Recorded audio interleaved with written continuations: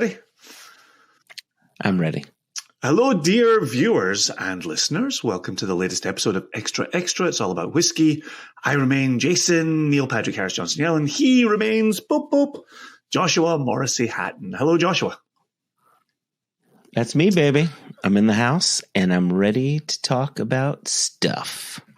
Interesting. In Extra Extra, we have a whiskey news story. We bulletize it, we summarize it, and then we riff upon it. And in today's episode, we always get out of here in a tight 35. Can't miss the time and deadline.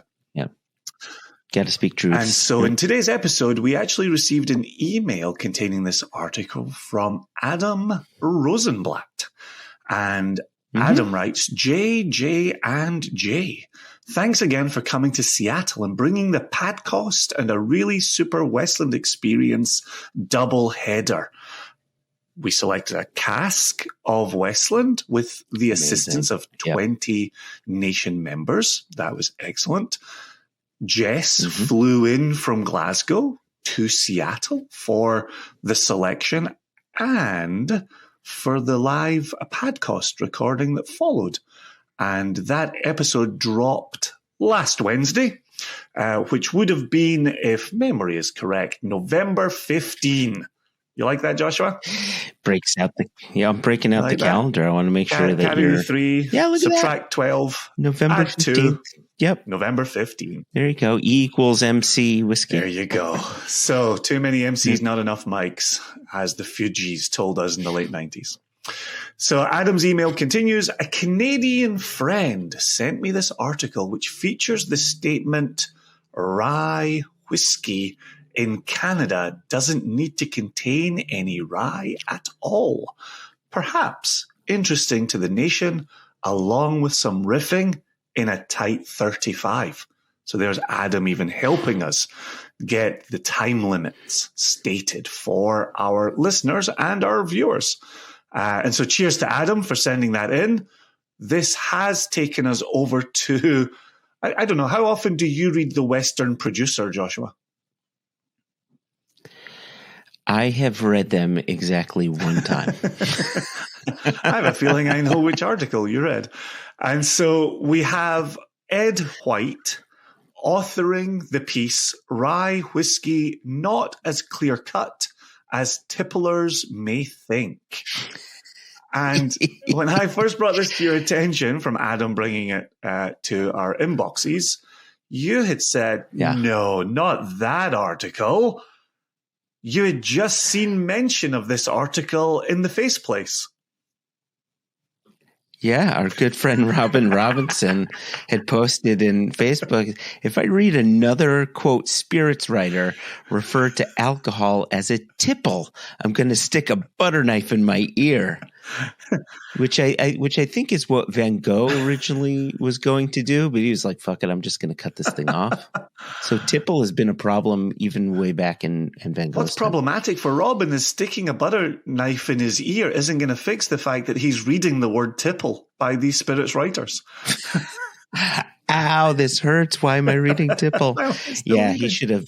I mean, I don't want him sticking butter knives anywhere, but I mean, the eyes would have made more sense. But here we are. So we have this piece by Ed White, clear cut as Tipplers may think, and it kind of kicks off in numerous different ways, but under the photo of a rifle rye, Canadian rye whiskey, bottled at 84 proof. It says the main ingredient in, quote, Canadian whiskey today is corn, although most distillers include a small proportion of rye to add the flavor. So the article really is a series of bullet points. We will leave our listeners, our viewers, to go follow up on all of them for themselves. But there are a few points that we wanted to bring to attention. And actually, it opens up here. Well, let's start at the beginning. Contrary to what its name implies, whiskey labeled as rye in Canada can be made with any cereal grain and not just rye.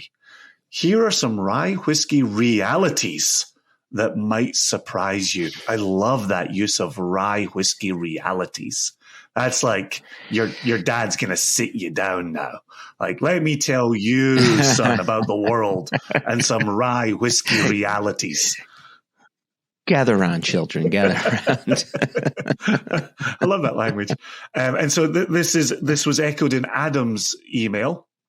Quote, rye whiskey, so quotation marks, rye whiskey, in Canada doesn't need to contain any rye at all. It does in the United States, but in Canada, it's a legal synonym for Canadian whiskey. You want to make a cinnamon joke right now?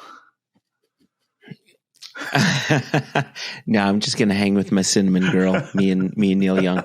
Just listen to that over the weekend while I was out driving with Zevin. Anyway. Oh, nice. Oh, there is cinnamon whiskey from Canada called Fireball. Oof. Is that a synonym to cinnamon? Oh my gosh. I didn't think you were going to bring up Fireball in the first 6 minutes of this recording. You're the one who said cinnamon. Regrets. As a synonym. I'm overflowing with regrets right now.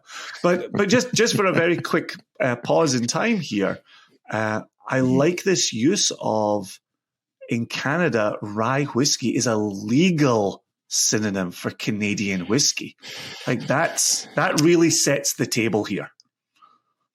It does.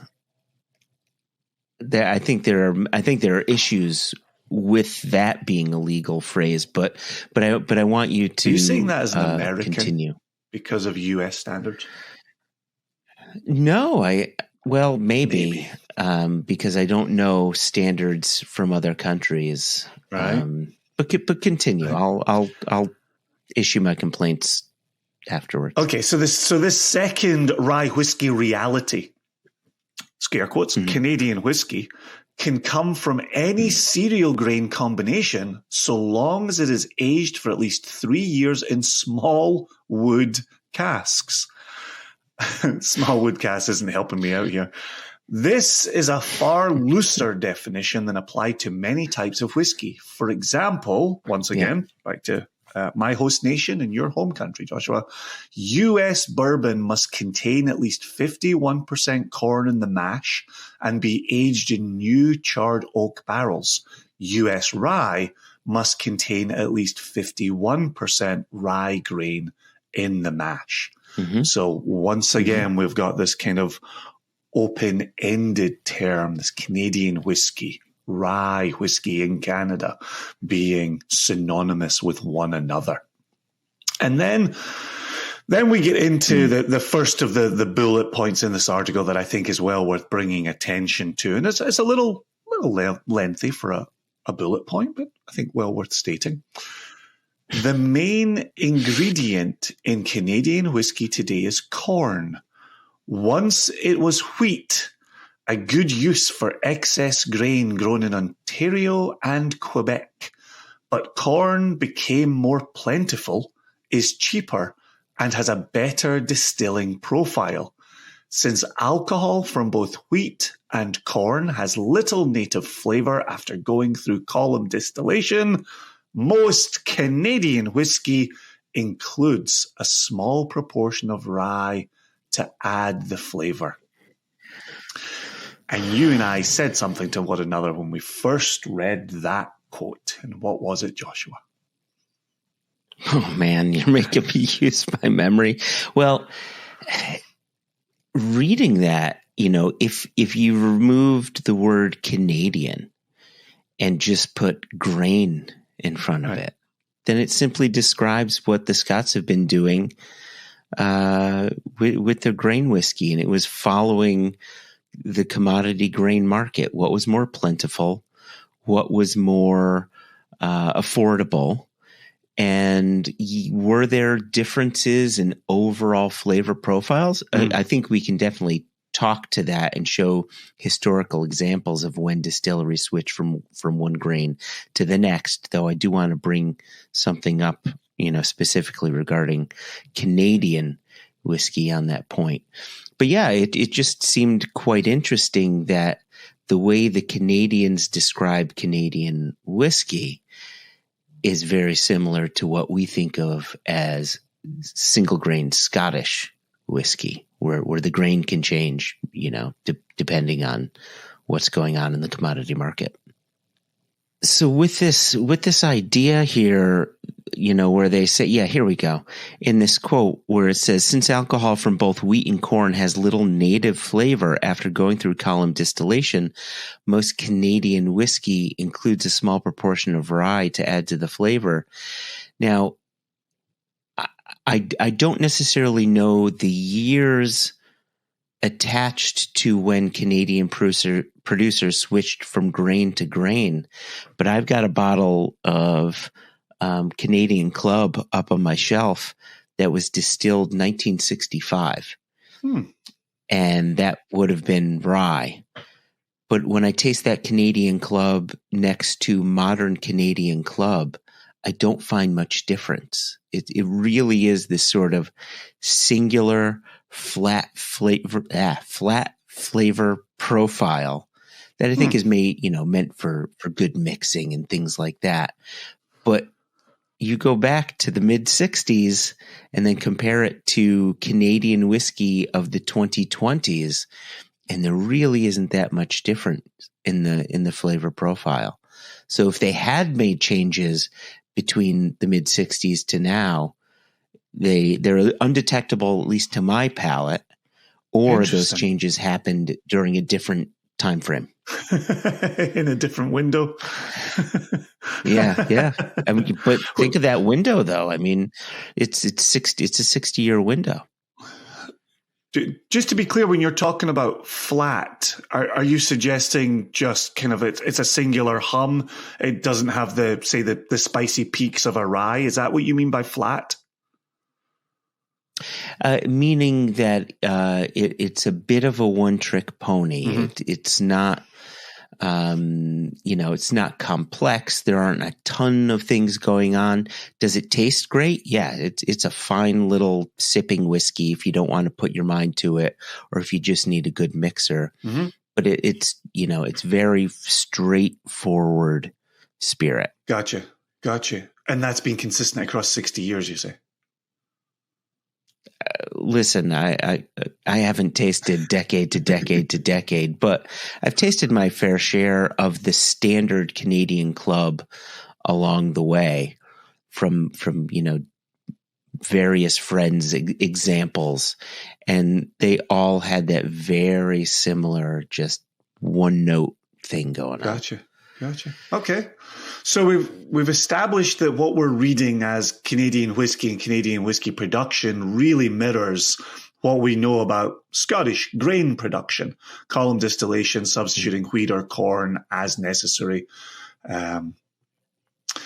What else do we want to go on to here? Rye grain was used in early Canadian and American whiskies because of customers' preference for a flavorful drink instead of the blander flavor of base alcohols, which is so interesting as you're talking about Canadian Club having this kind of like singular hum to it without many peaks or troughs or spicy spikes. Mm-hmm. Mm-hmm. These are hashtag Rye Whisky realities. I know there's another bullet that really got your interest, Joshua. I will hand the floor to you to present it and talk about it a little bit. Yeah, and then I do want to get back to this idea of rye whiskey nomenclature. Mm-hmm. But yeah, I appreciate you letting me do that. So it says in the article, some of the chemical compounds in rye grain that provide the wanted flavor are chemically related to those in peat, the biological substance underlying much of the distinctiveness of Scotch whiskey. And, whether it's you, me, or, the countless friends who are Scotch whiskey first and foremost when it comes to what they reach for, when they think of an American spirit or an alternate grain spirit, rye comes to the fore, right? There's, for me, I never made the connection to peat, but there seemed to be a much broader range of flavors, even in something as simple as like a 3-year-old MGP rye. to, some older bottlings as well. It's just incredibly expressive. And it has those peaks and troughs that the article talks about, some of these Canadian whiskeys not having the peaks and troughs. Had you heard that bit about rye having a connection to peat previously? No, never. I would not have made that connection simply because the flavors don't align. I mean, there's an earthiness to rye. I mean, I guess, yeah, thank you. So I was just going to say that in earthiness, but quite often rye has an herbaceousness that comes to the fore, if not first, more noticeably so than that deeper earthiness that you get from peat. Yeah, I'm curious myself now in reading these commonalities in chemical compounds to actually find out more about them and see how deep those commonalities run. I also wonder if you might find some of the qualities appearing on a mass spectrometer that aren't necessarily appearing on your palate or in your olfactory system. Yeah, well, it's interesting with some of these chemical compounds, and I'm going to, I'll just get into this quickly, but I'll use a conversation I had with our friend Brian Davis of Lost Spirits. Years ago, he had this brand called Abomination. It was a single malt that was produced in a very unusual way. And some of the whiskeys I thought were really good, and provided remarkably new and different flavors. And then he released one that he was quite proud of that to me just tasted like straight up bile. It seemed too much. You can have a sour beer and it has that kind of subtle note. You're like, okay, but there's enough fruitiness to help get you past the bile note. In this case, it was just, for me, undrinkable. And I know, A, I was not alone, but B, I think I was in the smaller group of people who said something like that, because the larger group of people found this lovely strawberries and cream note. Oh. And what Brian had said was, and this may take you to some Kriegelke commentary, but what Brian had said is the chemical compound that delivers the flavor of strawberry, if you're even just a phenol or two off one way or the other, someone's palate can understand that as bile, even though it's the same chemical compound. So I think my particular palate just reacted, similar to, some people love cilantro. Some people say it tastes soapy. I think we're living in that same area. Interesting. Here. Yeah. No, it has me curious what's going on with rye and peat. This is kind of fun. Okay, so then moving on to the part you suggested we were moving on to, which is labeling a truly rye-focused whiskey in Canada can be a problem because the term rye whiskey doesn't necessarily mean much. Rye whiskey 100% rye is how Lot 40, a premium Canadian rye whiskey, makes clear its commitment to making a truly rye-containing rye. And there's a hyphen in there that I tried to pronounce, but I don't know if I was successful. It's rye-containing. Rye-containing rye. So what's great for the listeners, you're missing it all. But for the viewers, every time Jason puts up his peace signs to quote, we get balloons just flying. Has that been happening? I've been on a tab with the article in it. Have I been getting balloons on scare quotes? Yeah, it's the second time we got some balloons, Jason. That's awesome. That's worth celebrating. Yeah, right. So I find it very interesting that in Canada, in Canada, our friends up there use rye whiskey, the term rye whiskey, even if it doesn't have any rye, which you would think, okay, if you use the more broader term whiskey, then that makes sense. It could be anything. But when you throw the specification of rye in front of whiskey and it can still not contain any rye, that's very confusing. But do you think that rye whiskey, the rye was doing the work of the word grain? Like you led with that in today's episode. You know, for us in Scotland, we talk grain whiskey. We don't talk corn whiskey. We don't talk wheat whiskey. We talk grain whiskey. Do you think rye was just a shorthand for grain when they were going about, capturing this? If in Canada the tradition was to create a mixed grain mash bill, and they used the shorthand of rye to apply to that, I can somewhat see that because then you're just taking this larger category and lumping it into something and just say, yeah, I like that rye. However, the tradition in Canada, if you're doing a number of different grains, is to distill those grains individually. You distill the rye, then you distill the wheat, then you distill the corn, and then it's matured separately and then married together at the end. It's a different process over there. So if they were to produce a 100% corn whiskey and call it rye, then that could be it. I argue that it is confusing, at least to those outside of Canada and potentially to those within Canada as well. I wonder if they got the designation because the corn wasn't doing much heavy lifting and the wheat wasn't doing much heavy lifting in the final product, but the rye was. And I wonder if that's what was drawing attention to using the term rye whiskey for it. It's that one that's got the flavor profile. That's worth your attention.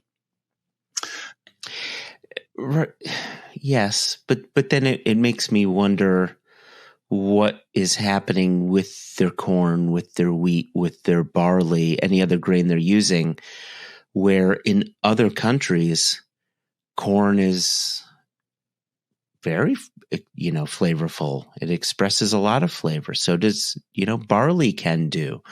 And so, admittedly, and I think you would say the same, I'm really ignorant when it comes to Canadian whiskey and where flavors come from and how they're produced and how their distillation, fermentation, distillation, maturation processes go. So, I think it's something that both of us need to educate ourselves on a bit more. Not another thing. To get a better understanding. Yeah. Too many things. To add on to what you were saying there about confusion, a bullet within the article says Americans who order rye whiskey in Canadian bars probably think they're ordering a rye grain-based beverage. And a Canadian bartender taking the order probably thinks rye and whiskey are about the same thing, which they are in law. This is just another of the many ways that language, culture, truth, and booze subtly shift at the 49th parallel. Wow. But it is that interesting, again, for us saying Canadian whiskey, and we think, well, why aren't they calling it that in Canada? Why didn't they just start out calling it Canadian whiskey? Well, for them, it was just whiskey, right? And specifically for them, it was rye whiskey. It was the rye flavor component.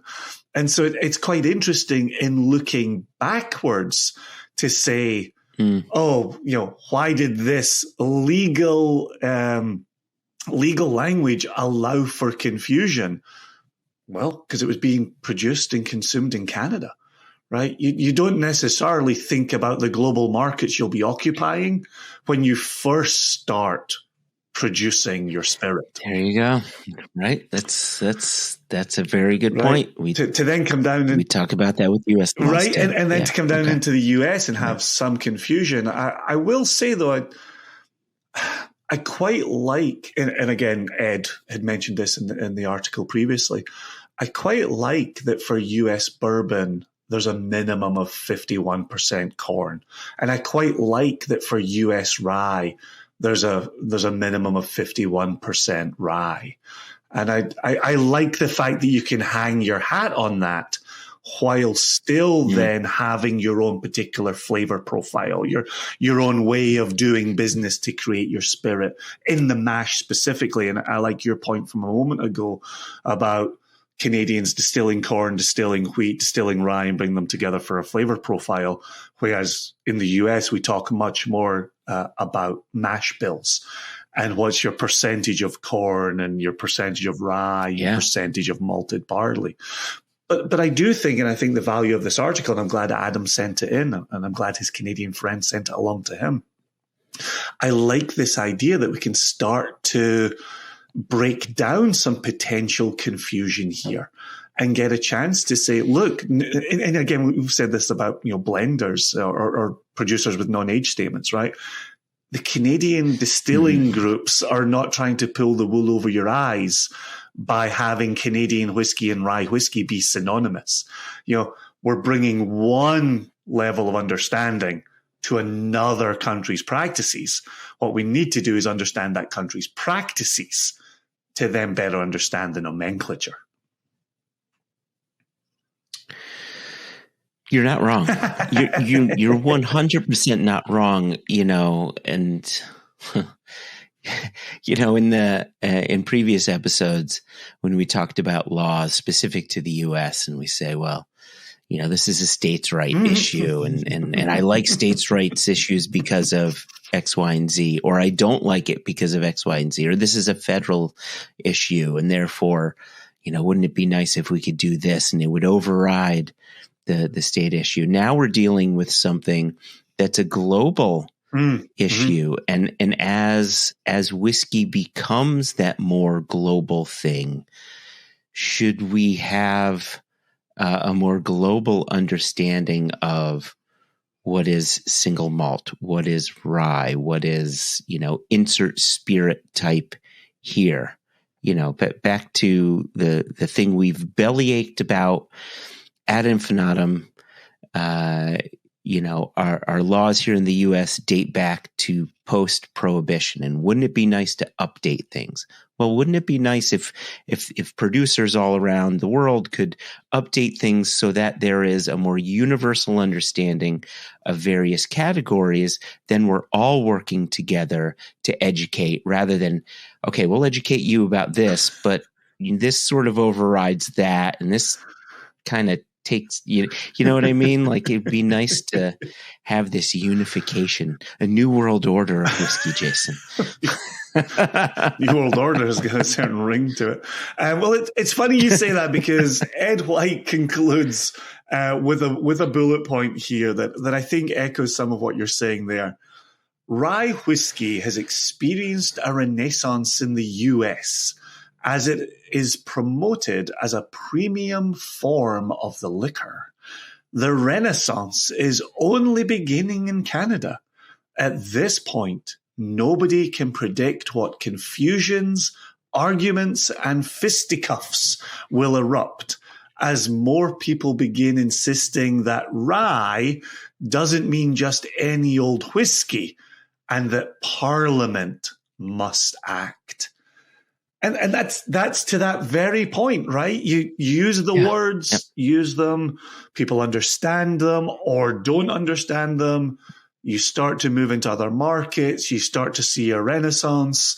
You start to see demand for a product. And I think that's when the consumer has a tendency to turn around and say, oh wait, this rye whiskey that I'm drinking is just Canadian whiskey. Like, how dare you? How dare you masquerade in this way? And it's like, no, it's always been the case. We had an extra not too long ago, or a One Nation Under Whiskey, where we were talking about single casks, and re-racking and whether or not casks are discovered because independent bottlers crawl around warehouses over dusty cask popping bungs. Like, single cask means one thing kind of around the industry. It's that one thing you roll into a warehouse, or it's that one thing you roll out of a warehouse. Nobody's trying to be hoodwinked here. And then we turn around, and then when a marketer gets their hand on single cask, and it starts to get out to the consumer, it starts to unravel a little bit. Consumers think they're being led a merry dance. I could see the potential for that here. Coming into today's episode and into this article, did you know that legally rye whiskey and Canadian whiskey were synonymous in Canada? I did. You did know that? Yeah, I've always had an issue. I did know that. Yeah. Yeah, I mean, think back to, Jeepers Creepers, what's his name? Pete Lynch? Drinking whiskey and rye, singing, this'll be the day that I die. Right? Don McLean. Oh my goodness, you got it. I wasn't even close to getting that. My gosh.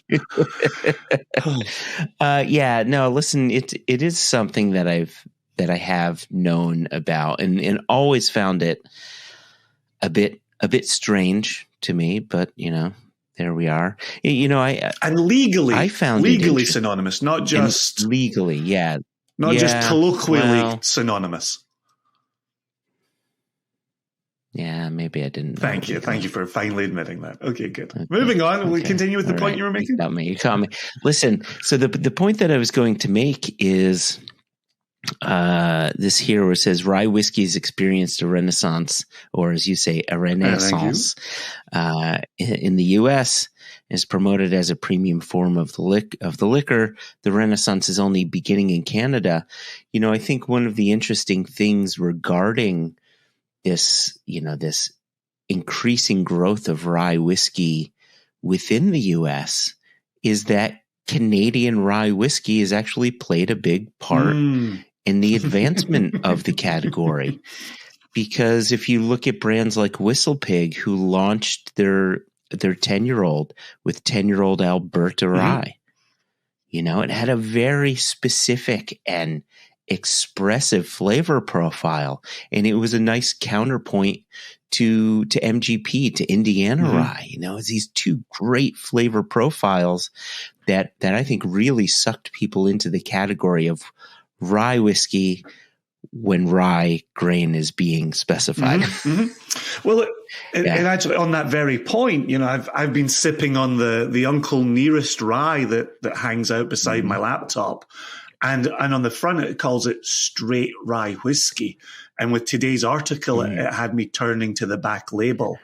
And it does say, this was a lofty experiment that worked.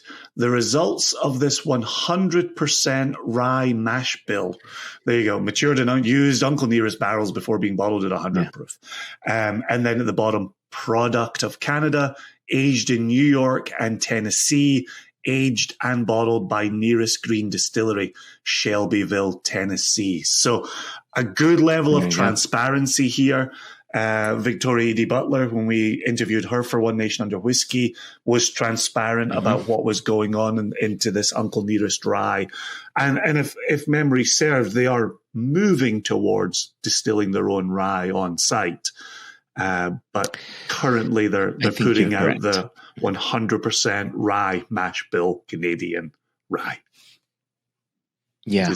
And the one that I'm sipping on is Whistle Pig 15, which is actually, it's a marriage of the Alberta rye plus I think MGP as well.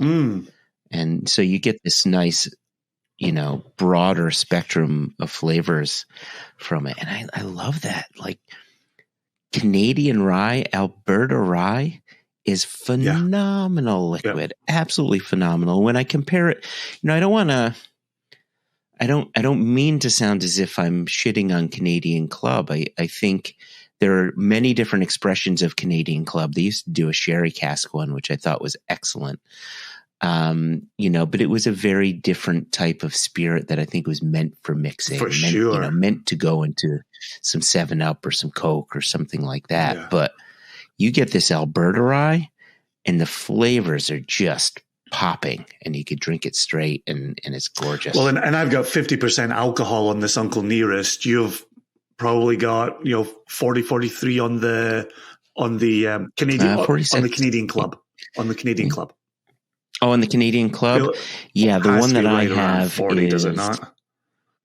Yeah, I think that it's at 40. It's definitely not any higher than 43, but I think it's at 40. But then 46% in that 15-year-old that you've got there. Correct. Yeah, I think that little extra oomph from the alcohol always helps rye whiskey as well. I think it helps with the texture of it. I think it helps it carry some of those flavors. And even as I'm sitting here in my throat, I've got this lovely kind of brown spice kind of warmth happening from this Canadian rye, courtesy of Uncle Nearest. So, yeah, real tasty one to sit and sip on during today's article. Ed White in, make sure I get the name correct here, as we're regular readers, The Western Producer. Any final words? I feel like we may have just had our final words on Canadian rye, but any final words on Canadian rye, Joshua, before we close out the article? Yeah, I guess the only thing that I'll say is, I really connected with that last bullet point where it talked about, the arguments and the confusion that this has caused the modern. Now that people are paying attention to the category. Right. People are paying attention and let's hope some clarification is put into place. And not just for Canadian drinkers, but, I think it's important that Canadian producers have solid export markets and can lift the category of Canadian spirits. And I think, clearer definitions of their various spirits will only help the category. Yeah, no, I think that's a pretty consistent conclusion that you and I draw is clarity aids communication. So, okay, if you would like to be like Adam Rosenblatt and send in a story, he had sent his email to info@singlecastnation.com. You can use that. You can also use questions at onenationunderwhiskey.com. No E in whiskey. You can comment below. If you're going to take the time to comment below, you should also smash that subscribe button. And TTB. I quite like it. I like the idea of that being a triple TB, right? And then tickle that bell. And then tickle that bell. So triple TB, T, TTB. So keep it going. There you go. That's us. That's Adam. That's Ed White. That's Joshua. That's Jason. That's the email addresses. That's Uncle Nearest. That's Whistle Pig. This is Extra Extra. And as we always get out of here, peace. Peace. The balloons of peace have been released, Joshua. There they go again.